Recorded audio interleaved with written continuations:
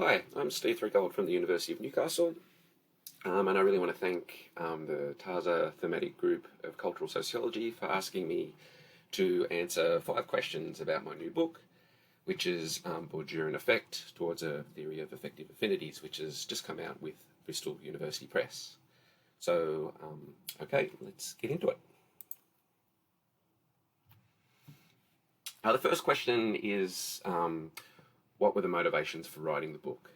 So I suppose ever since I've been doing sociology, Bourdieu has been a real influence on my work, the main influence. I suppose I'm very much a Bourdieusian sociologist in that sense. But in recent years, I started to have a growing interest in many other theoretical perspectives and kind of always have. But particularly the kind of ideas of immaterial and effective labour have become important in the way I think about labour markets and, everyday life, really, I suppose.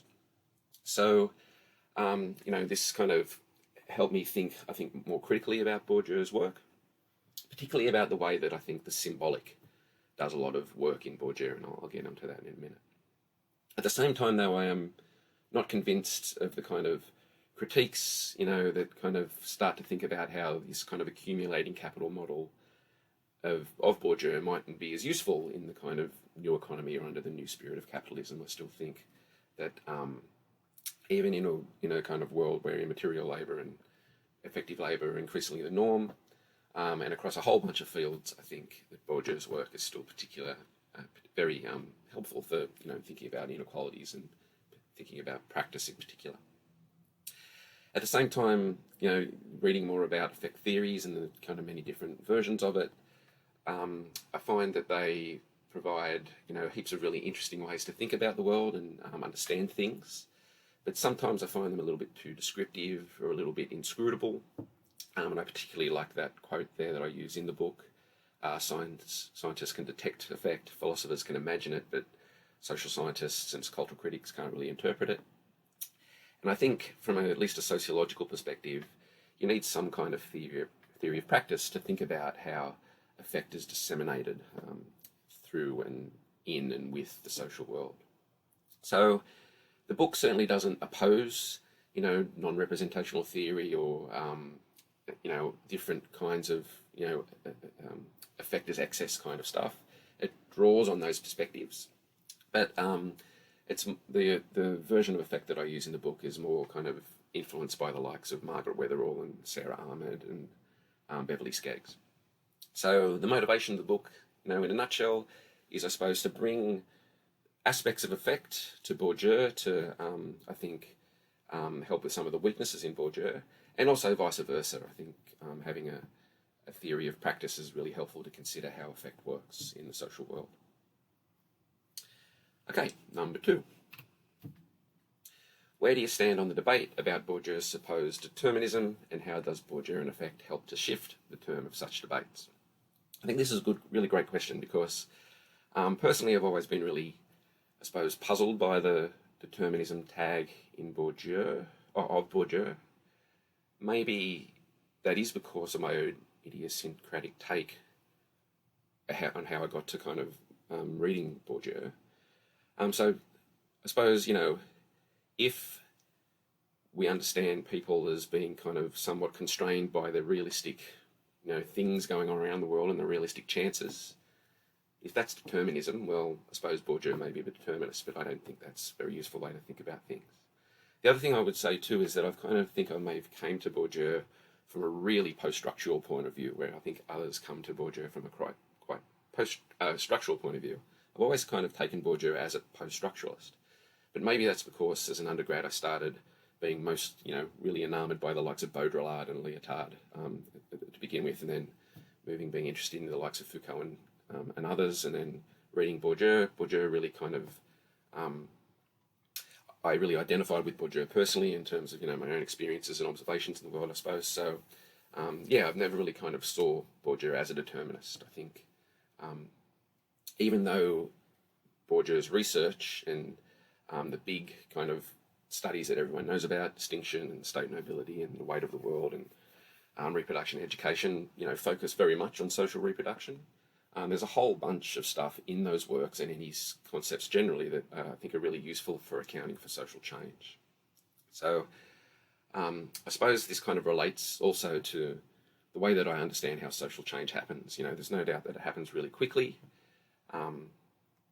15 years ago, things like social media were just developing whatever, and now it's kind of impossible to think of everyday life without it.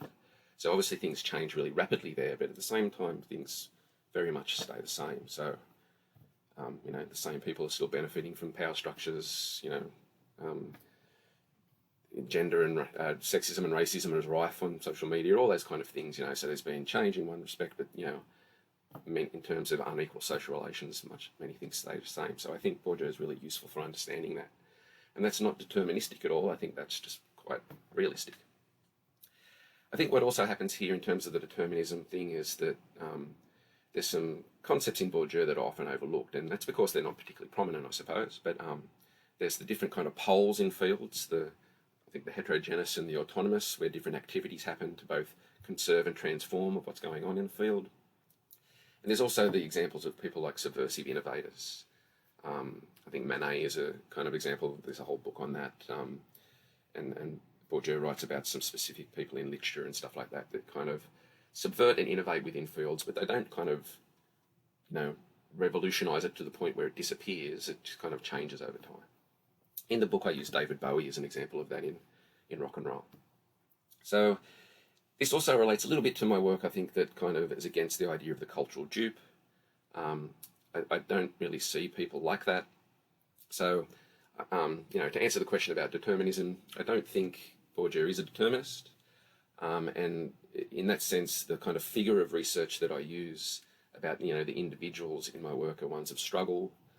They're accumulating beings. They use their accumulation of experience over time to practice reasonably in the world. And if that means, they sometimes make decisions that, don't look like it's in their self-interest, or if they make decisions that, reproduce the social world, I don't think that's necessarily deterministic. I think it's actually, empirically valid. Okay, question 3. Can you outline how an effective reading of Keyboardisian concepts, example, habitus and distinction, etc., transform that concept and its usefulness for cultural sociology of cultural analysis? So I think the main thing I try and do in the book is shift the kind of symbolic focus of some of Bourdieu's concepts to the affective. The symbolic does a lot of work in Bourdieu, I think, and that's obviously because of the kind of much of the phenomenological aspects of the way those concepts are developed. And, I think there's nothing wrong with that at all. I think that really captures a lot of aspects of how inequalities work and things like that. But I also think, rendering something like symbolic violence as, a symbolic relationship is somewhat of a kind of black box. It kind of seems to bracket out how that inequality therefore works, which tends to be, about emotional relations to other people or to institutions or to bodies of knowledge or to norms and values. So in the book, I try and, I suppose, add an effective kind of layer of definitions to the concepts that Bourdieu is so well known for.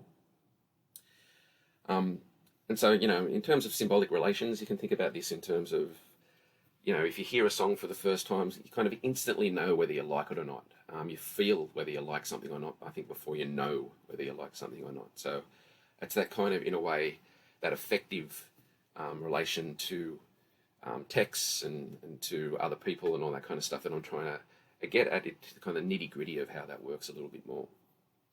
So, broadly here, I try and define some of these concepts a little bit differently.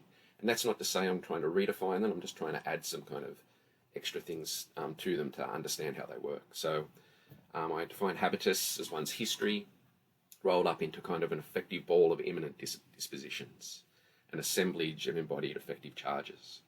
And we take this out into the world, and it kind of, as we kind of, engage or relate to things, that kind of that ball of imminent dispositions are affected by the things we come up against, and we also affect those things as well. I think one of the more overlooked concepts in Bourdieu is illusio, and I've been working to try to make that a little bit more prominent.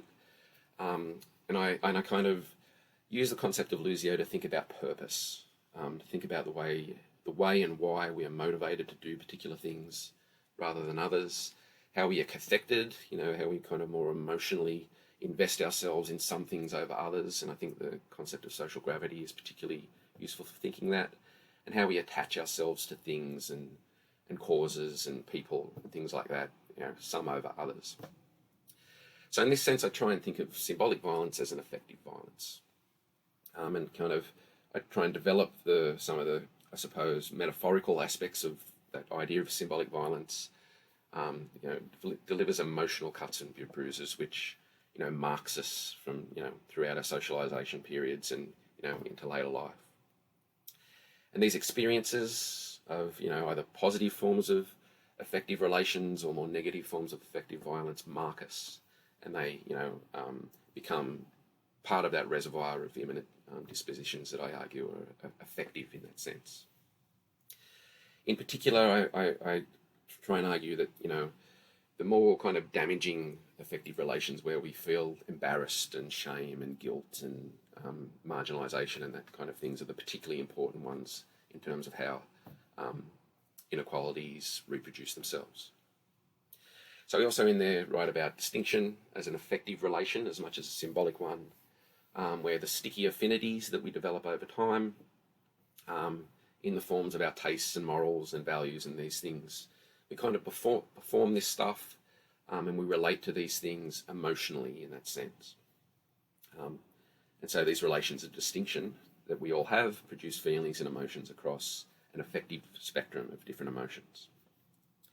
So what I'm arguing here in general, I think, is that some people are very much affectively privileged, and we know who those are in most societies, particularly white straight males, as much as social space is kind of built for those kinds of people.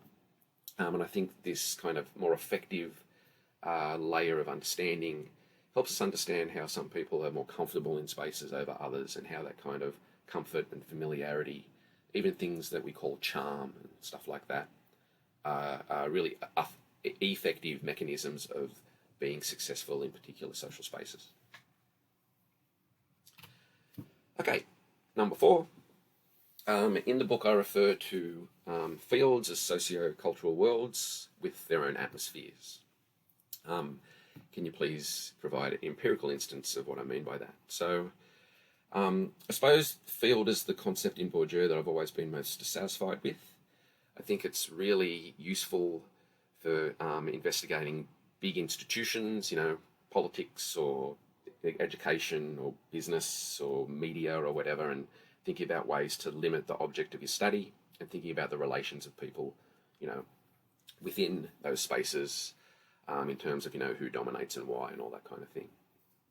I also still think fields really useful to think of as a method like that, but I started to think fields as being more having their own ontology, way of understanding and knowing what's true and all that kind of stuff. And like others that are kind of critical of the idea of field, start thinking about settings and games and spaces as different ways to kind of think of that, what goes on in particular spaces in particular. So I've kind of been dissatisfied, I suppose, in my own work and own research that I do in terms of the usefulness of field, because many of this kind of social spaces that I do research in, the concept of field doesn't really capture those spaces, or they're sites of like multiple fields going on at once. So if you're in the workplace, for instance, it's difficult to talk about, say, the field of the labour market or something. There's like, if it's in a cafe, there's cultural consumption going on there. There's might be people working on their laptop, that are lawyers or something. They're eating, so there's also, labour market stuff going on. There's sexual relations going on. So I'm never been able to kind of think of field to kind of capture that space, and same in the work that I've done on punk and DIY spaces. So there's that. I start thinking about how there's debates over whether you can actually use Bourdieu's concepts in spaces that aren't fields, and I very much think you can. So I started thinking about as I got more familiar with the work on affective atmospheres, particularly Ben Anderson's work, which I really draw upon. I make the argument that we can think about fields as having their own affective atmospheres or their structures of feeling, and note there's plural there. It's not like the field of education, say, will have one affective atmosphere. But I think it's useful for thinking about those kind of affective and emotional relations that are so important in terms of how inequalities work within these spaces. So I talk about fields having their own affective atmospheres, but I also talk about scenes as having their own affective atmospheres or social settings and stuff like that, even more back into the Goffman-esque kind of way of relating to each other. So what do I mean in terms of some empirical examples here? Well, I think everyday life, we walk around our lives, 1 minute I'll be a social researcher where I'm kind of the social ingredients will make me kind of act like that. And I suppose that's particularly being challenged now, I suppose, when we're talking at screens like this more and more, not in a lecture theatre or whatever, but I'm playing my role of being a social researcher, sociologist or academic in that. But, as soon as you kind of switch out of that, you might be walking back to your office, you're thinking about the weekend or, the cricket game or the book you're reading or whatever. But within that space, that physical space, certainly there's kind of an atmosphere of norms and values and understandings and traditions that tend to make you practice in a particular way. So, when I'm in my university setting, those kind of, understanding of norms is going to make me kind of perform a version of myself that's very different from, if I'm in a pub or at a gig or whatever. These affective atmospheres, I think, are also important in terms of the everyday situations within those settings. So, why particular people use, a whole bunch of acronyms in a meeting and all that kind of stuff becomes the norm, and it's much more acceptable to talk like that within that affective atmosphere than, in the general public or whatever. We accept that kind of stuff much more readily in some situations than others.